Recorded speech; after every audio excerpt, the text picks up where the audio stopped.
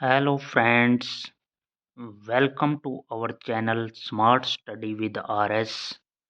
आज हम exercise 4.2 class 10th की डिस्कस करने जा रहे हैं, जिसके अंदर हमें द्विघात समीकरण के बारे में पढ़ना है।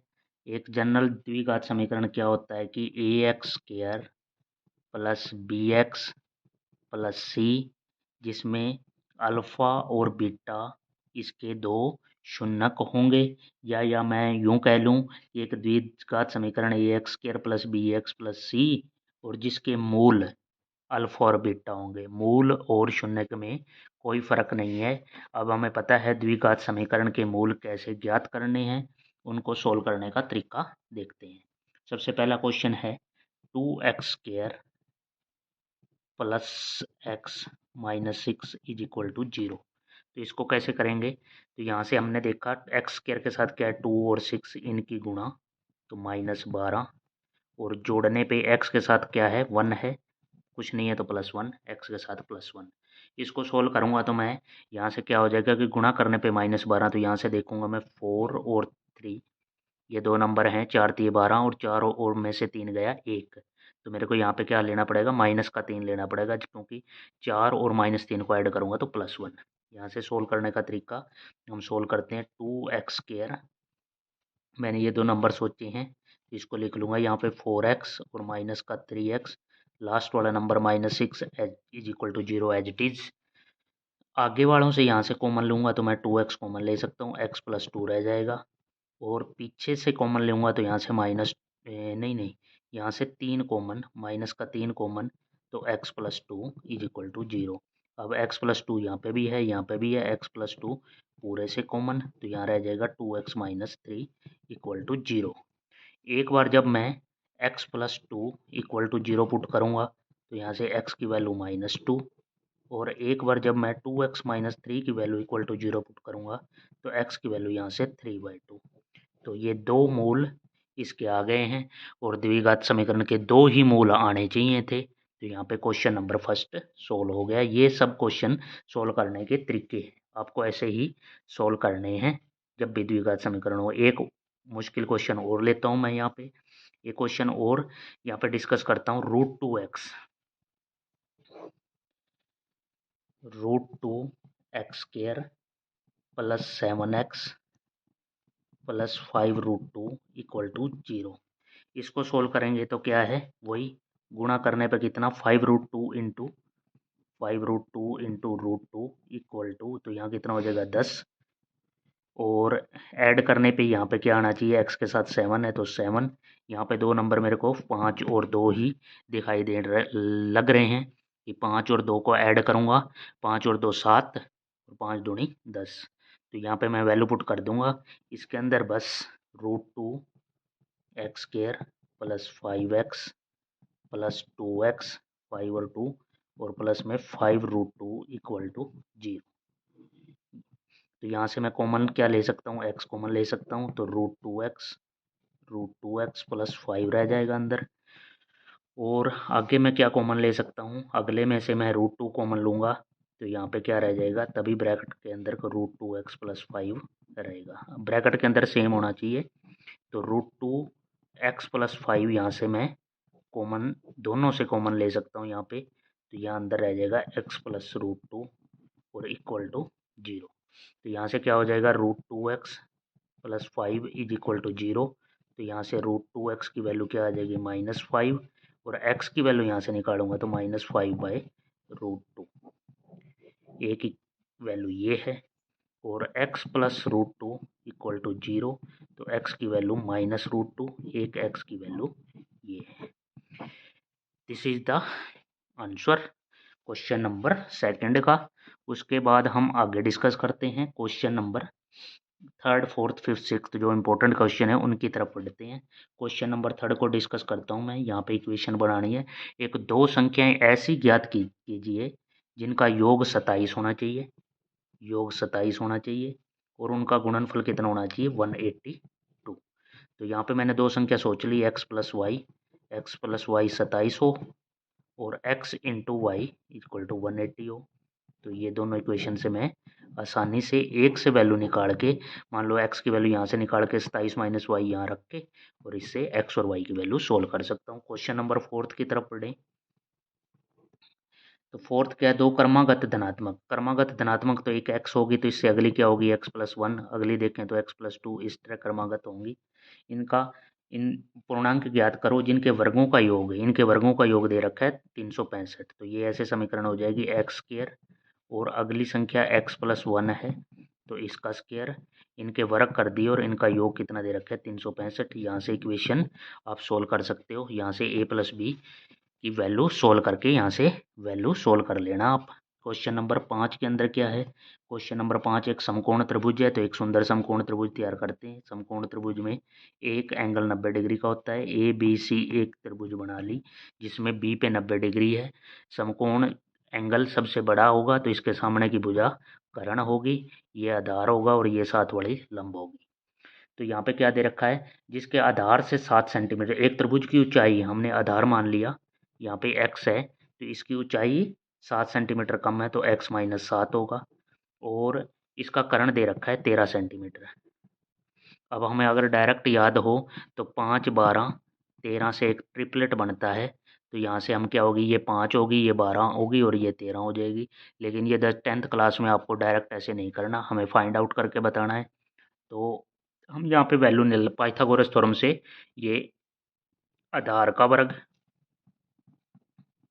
प्लस लंब का वर्ग इज इक्वल टू कर्ण का वर्ग होता है। तो यहाँ पे आधार x का वर्ग प्लस x-7 का वर्ग इक्वल टू कर्ण का वर्ग, तो यहाँ से क्या हो जाएगा 13 का वर्ग।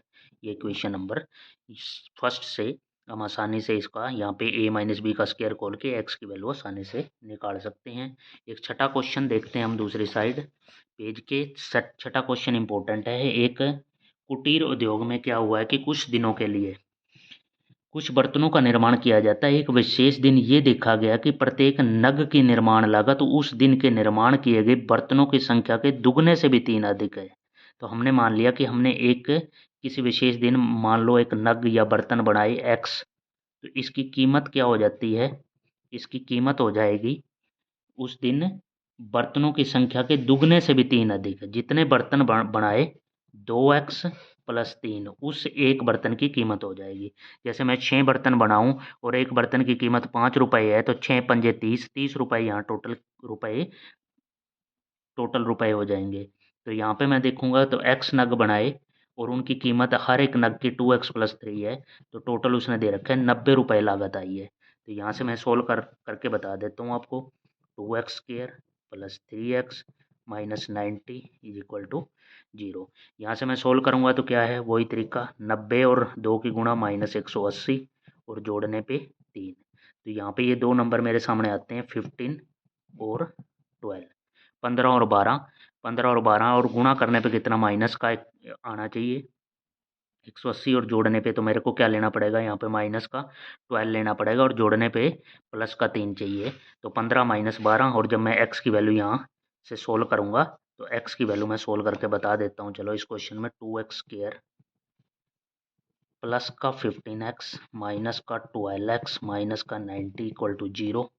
यहाँ से कॉमन x आ जाएगा तो 2x प्लस 15 और यहाँ से मैं माइनस कॉमन ले सकता हूँ और क्या कॉमन ले सकता हूँ, यहाँ से मैं 6 कॉमन ले लूँ तो 6 दूनी 12 और ये 6 15 छिक्का 90, यहाँ से माइनस कॉमन तो प्लस 15 इक्वल टू पूरे में से 2x प्लस 15 कॉमन और x minus 6 common equal to 0। यहाँ से मैं सोल्व करूँगा तो 2x plus 15 is equal to 0, तो 2x इज इक्वल टू -15। तो ये तो एक बहुत ही गंदा सा नंबर आ गया, -15/2, ये नहीं हो सकता। x minus 6 is equal to 0, तो x इज इक्वल टू 6, तो ये वैल्यू होगी। अगर हमारे पास नग 6 हैं तो अब वापस ऊपर चलो, हमने एक दिन में 6 नग बनाए हैं तो उसकी कीमत हो जाएगी 6 दूनी 12 प्लस 3, तो कितना हो जाएगा 15 रुपये। 15 क्योंकि 15 इंटू 6 करेंगे तो 90 रुपये कीमत आ जाएगी। ये हमने यहाँ पे 4.2 डिस्कस कर ली है। इसी वीडियो में हम कंटिन्यू 4.3 करने जा रहे हैं, जिसके अंदर हमें डिस्कस करना है पूर्ण वर्ग बनाने की विधि। उसमें मैं आपको पूर्ण वर्ग बनाने की विधि और कुछ question selected important question discuss करेंगे आपके साथ। पूर्ण वर्ग कैसे बनाना है पहले तो वो क्योंकि वहाँ से क्वेश्चन आ जाए तो आपको कैसे सोल्व करना है। मैं एक क्वेश्चन सोल्व करके बता देता हूँ कि कैसे पूर्ण वर्ग आपको सोल्व करना है। जैसे एक मैं एक क्वेश्चन लेता हूँ आपके सामने कि पूर्ण वर्ग कैसे बनाना है। जब एक समीकरण दे रखा होगा जैसे कैसे पूर्ण वर्ग बनाना है, तो सबसे पहले एक क्वेश्चन डिस्कस करते हैं। 9x² -15x, ये आपके मैथ में क्वेश्चन है, +6 = 0। यहाँ से हमने सबसे पहले क्या स्टेप करना है, x² का कोफिशिएंट 1 करना है। यहाँ पे 9 है तो कुछ भी कोफिशिएंट होगा तो वहाँ से हटाना पड़ेगा हमें। तो सबसे पहले हम इसको पूरी इक्वेशन को 9 से डिवाइड कर देते हैं। तो ये पूरे के नीचे मैं 9 लगा दूंगा, सब जगह 9 से डिवाइड हो जाएगा। ठीक है, क्योंकि x² के साथ 9 था तो 9 और कोई अक्षर होता तो और कोई अक्षर। तो यहाँ से 9 से 9 कैंसिल, x² का कोफिशिएंट 1 हो गया, माइनस ये 15/9x प्लस ये 6/9 और 0/9 0। तो इस फॉर्म में इक्वेशन होगी। यहाँ पे मैं कैंसिल आउट भी कर सकता हूँ, यहाँ पे 3 पंजे 15, 3 तिये 9, 3 दूनी 6, 3 तिये 9। यहाँ से इक्वेशन हो जाएगी x² -5/3x प्लस 2/3 = 0। तो यहाँ पे नेक्स्ट स्टेप क्या है, ये कैंसिल आउट करने के बाद जो भी x के साथ है, यहाँ पे जैसे मैं सर्कल कर रहा हूँ, x के साथ यहाँ पे है 5/3 विदाउट साइन लेना है आपको। तो वहाँ 5/3 जो भी x के साथ है उसका आधा से मल्टीप्लाई कर दो, उसका आधा कर दो, तो यहाँ पे कितना हो जाएगा 5/6। जो भी आधा करने के बाद आधे का स्क्वायर एक बार उसी इक्वेशन में ऐड करना है और एक बार सब्ट्रैक्ट करना है। मतलब हमने किया कुछ नहीं, लेकिन हमारा परफेक्ट स्क्वायर के फॉर्म में इक्वेशन बन जाएगी। x² -5/3x प्लस मैं यहाँ पे ऐड कर रहा हूँ 5/6 का होल स्क्वायर मैंने यहाँ पे ऐड कर दिया, और 5/6 का होल स्क्वायर ही एक बार मैंने सब्ट्रैक्ट कर दिया अपनी तरफ से, और 2/3 = 0, ये चीज़ मैंने कर दी है। ये स्टेप मैंने यहाँ पे करके दिखाया है आपको कि कैसे आधा करके ऐड करना है। तो यहाँ से आप देखो, ये फर्स्ट वाला मैं इसको एक खोपचे में ले लेता हूँ। यहाँ पे क्या हो जाएगा, x प्लस 5 यहाँ पे माइनस है तो ये माइनस का होल स्क्वायर हो जाएगा, x माइनस 5/6 का होल स्क्वायर हो जाएगा, ये कंप्लीट। माइनस आगे क्या हो जाएगा 25/36, ये 25/36, ये प्लस का 2/3 एज इट इज = 0। अब मैं इसको सोल्व करूंगा तो ये x माइनस 5/6 का होल स्क्वायर, और ये मैं उस साइड भी ले जा सकता हूँ, तो ये प्लस का 25/36 और माइनस का हो जाएगा 2/3 इक्वल टू कुछ नहीं, इक्वल टू तो हम ले ही आए हैं। तो यहाँ से 36 एलसीएम हो जाएगा, तो 25 माइनस 12 दूनी 24, तो ये हो जाएगा 1/36 इक्वल टू x माइनस 5/6 का होल स्क्वायर।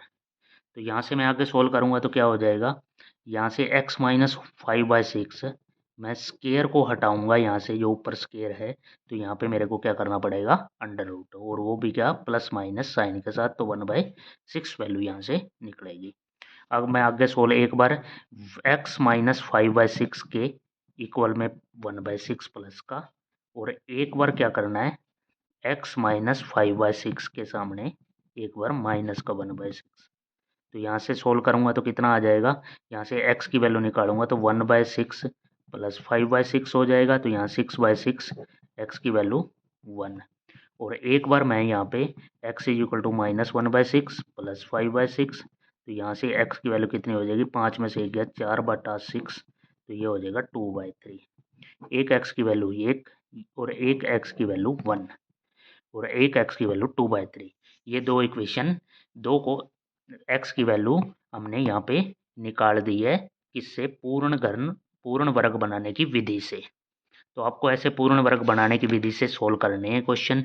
मैं आगे कुछ क्वेश्चन आपके एक्सरसाइज में से डिस्कस करता हूँ, जिसके अंदर आपको अगर नहीं है तो द्विघाती सूत्र भी यूज कर सकते हो आप, वो हम आगे डिस्कस करेंगे। 4.3 के अंदर निम्नलिखित के मूल अस्तित्व हैं तो उनका पूर्ण वर्ग बनाने की विधि से। तो मूल अस्तित्व का कैसे करेंगे, मूल अस्तित्व के लिए चेक करने के लिए मैं अभी यहाँ बता देता हूँ एक अलग से। एक हमारे पास द्विघाती सूत्र होता है, हमने पढ़ा भी है, या एक्स और वाई की, तो -b plus minus b² minus 4ac/2a। लेकिन इसका मूल अस्तित्व है या नहीं किसी द्विघाती के, यहाँ पे प्लस, एक बार प्लस लेंगे तो एक मूल आ जाएगा और एक बार माइनस लेंगे तो दूसरा मूल आ जाएगा इसके, जो शून्यक की बात है। तो यहाँ पे क्या है, b² माइनस 4ac, जो ये चीज़ है ब्रैकेट b² माइनस 4ac, ये क्या होना चाहिए, b² minus 4ac greater than equal to 0। b² minus 4ac should be equal, greater और इक्वल टू 0, 0 से बड़ा होना चाहिए या 0 के इक्वल हो, तभी मूल अस्तित्व में होंगे। तो ये चीज़ पहले चेक कर लेनी है। ये मैं यहाँ पे एक द्विघात समीकरण से आपको बता भी देता हूँ, a² plus bx plus c is equal to 0। तो यहाँ पे x के साथ जो होगा वो b होगा, और x² के साथ होगा जो वो a होगा, और बिना x के साथ होगा जो वो कांस्टेंट टर्म वो c होगी। तो इसमें वैल्यू पुट करके पहले चेक कर लेना है। अगर ये चीज़ b² माइनस 4ac अगर नेगेटिव आ जाती है, माइनस में आ जाती है, तो फिर वो इक्वेशन के मूल अस्तित्व में नहीं होंगे, आगे सोल्व मत करना। अब हम कुछ क्वेश्चन डिस्कस करते हैं इसमें, आपको ये तो पता लग ही गया। अब हम क्वेश्चन डिस्कस करते हैं और समीकरण बनाते हैं, आपने समीकरण को सोल्व करना है। जैसे मैं कुछ इंपॉर्टेंट क्वेश्चन लेता हूँ। रहमान 3 वर्ष पूर्व रहमान की आयु का व्युत्क्रम मतलब उल्टा, और अब से 5 वर्ष पश्चात आयु के व्युत्क्रम का योग 1/3 है, उसकी वर्तमान आयु ज्ञात कीजिए। जैसे रहमान की क्या है, आज की आयु मैंने x मान ली, 3 साल पहले की आयु तो x माइनस 3 साल मैंने उसको छोटा कर दिया, और 5 साल बाद तो इसकी आयु होगी x प्लस 5। ये चीज़ें, तो यहाँ पे क्या हुआ है कि उसकी 3 वर्ष पूर्व की आयु का व्युत्क्रम उल्टा 1/x माइनस 3, और 5 वर्ष पश्चात 1/x प्लस 5, और इसका टोटल क्या हो गया, योग 1/3 दे रखा है। This is the equation, question number 4, exercise 4.3। तो ये चौथा क्वेश्चन है, यहाँ से आप इजीली एलसीएम लेके इसका सोल्व कर सकते हो, कोई दिक्कत नहीं है। यहाँ आगे हम क्वेश्चन देखते हैं, क्वेश्चन नंबर 1 डिस्कस करते हैं। दो संख्याओं के वर्गों का योग, वर्गों का अंतर 180 है, छोटी संख्या का वर्ग बड़ी संख्या का 8 गुना है, दोनों संख्याएं ज्ञात कीजिए। मैंने यहाँ पे मान लिया कि x greater than y, x बड़ा है y से। उसके बाद है दो संख्याओं के वर्गों का अंतर, तो x² माइनस y², दो संख्या x और y है और इनका अंतर 180, इक्वेशन नंबर फर्स्ट। और छोटी संख्या क्या है, y, छोटी संख्या का वर्ग किसके इक्वल है, बड़ी संख्या के 8 गुना के, y² is equal to 8x, equation number 2। y² की वैल्यू यहाँ पे पुट करके x में वैल्यू निकाल देंगे, और वहाँ से x की वैल्यू निकलेगी, फिर y की वैल्यू भी आ जाएगी, बहुत ही सिंपल तरीके से। उसके बाद है एक रेलगाड़ी वाला क्वेश्चन है, बहुत इंपॉर्टेंट क्वेश्चन है। एक रेलगाड़ी एक समान चाल से 360 किलोमीटर की दूरी, 360 किलोमीटर की दूरी रेलगाड़ी ने कवर करनी है। उसकी चाल क्या है, पहले चाल x किलोमीटर पर आवर थी, तो इसकी चाल x plus 5 kilometre per hour हो गई है। ठीक है, उसकी वजह से क्या है, उसकी यात्रा में 1 घंटा कम लग रहा है, उसकी यात्रा में 1 घंटा कम समय लग रहा है। तो यहाँ हम सोल्व कर, रेलगाड़ी की चाल ज्ञात कीजिए, तो यहाँ पे क्या हो जाएगा 360, यहाँ से मैंने लिखा दूरी बटा चाल, तो यहाँ पे क्या हो जाएगा x minus 360 by x plus 5, तो यहाँ पे क्या हो जाएगा 1 घंटे का फ़र्क हो जाएगा। तो यहाँ से मैं आसानी से x की वैल्यू निकाल सकता हूँ, ये एक इक्वेशन हो जाएगी। उसके बाद मैं एक क्वेश्चन आगे और डिस्कस करता हूँ कि जैसे एक मैसूर और बेंगलोर वाला, ये क्वेश्चन भी इम्पोर्टेंट है। मैसूर और बेंगलोर के बीच में कितनी 132 किलोमीटर यात्रा करनी है, एक सवारी गाड़ी है और एक है एक्सप्रेस गाड़ी। एक्सप्रेस गाड़ी सवारी गाड़ी से 1 घंटा कम समय लेती है। यदि एक्सप्रेस रेलगाड़ी की औसत चाल सवारी गाड़ी की औसत चाल से 11, मैं एक्सप्रेस की चाल मान लेता हूँ, सवारी गाड़ी की x है तो एक्सप्रेस की ज़्यादा होगी, तो x plus 11 kilometre per hour, इसकी x किलोमीटर पर आवर। तो यहाँ से मैं आगे सोल्व करता हूँ, तो यहाँ से क्या हो जाएगा 132 किलोमीटर x प्लस 11 से, तो कितना, उनको 1 घंटा कम समय लेती है। 132 की दूरी अगर x से चलूँ और 132 की x प्लस 11 से चलूँ तो 1 घंटे का डिफरेंस है, क्योंकि यहाँ से क्या कर दिया मैंने, time is equal to distance upon speed, ये फॉर्मूला लगाया। तो यहाँ से मैं x की वैल्यू आसानी से निकाल सकता हूँ। एक क्वेश्चन लास्ट और डिस्कस करते हैं। 11 नंबर क्वेश्चन, दो वर्ग दे रखे हैं, दो वर्ग जिसकी सात वर्ग एक ऐसी आकृति जिसकी सभी भुजाएं बराबर हों। तो मैंने यहाँ सब भुजा एक्स एक्स मान ली, सभी एक्स एक्स होंगी, इसकी सभी वाई वाई होंगी, तो सारी भुजा बराबर, प्रत्येक एंगल 90 डिग्री। तो यहाँ के वर्ग का क्षेत्रफल इसका एक्स स्क्वायर हो जाएगा, इसका क्षेत्रफल वाई स्क्वायर हो जाएगा। दोनों वर्गों के क्षेत्रफल का योग x square plus y square is equal to 468, equation number first. उसके बाद इनके परिमाप, वर्ग का परिमाप क्या होता है, 4 इंटू भुजा तो 4x, उनके परिमापों का अंतर 4x minus 4y is equal to 24, equation number 2। इसको मैं और सिंप्लीफाई 4 कॉमन ले लूँगा, x minus y is equal to 6, equation number 1। इसको थर्ड दे दो, 1 और थर्ड से आपको सोल्व कर लेना है क्या, x और y की वैल्यू, जो मैंने पिछले लेक्चर में आपको बताया है सोल्व करना। तो इस प्रकार से हमने 4.2 और 4.3 को भी बेहतरीन तरीके से सोल्व कर लिया है। इस चैनल को आपने सब्सक्राइब करना है, लाइक करना है मैक्सिमम टू मैक्सिमम, और बेल आइकन को दबा लेना है ताकि नोटिफिकेशन आपको टाइम से मिलता रहे। Thank you for watching.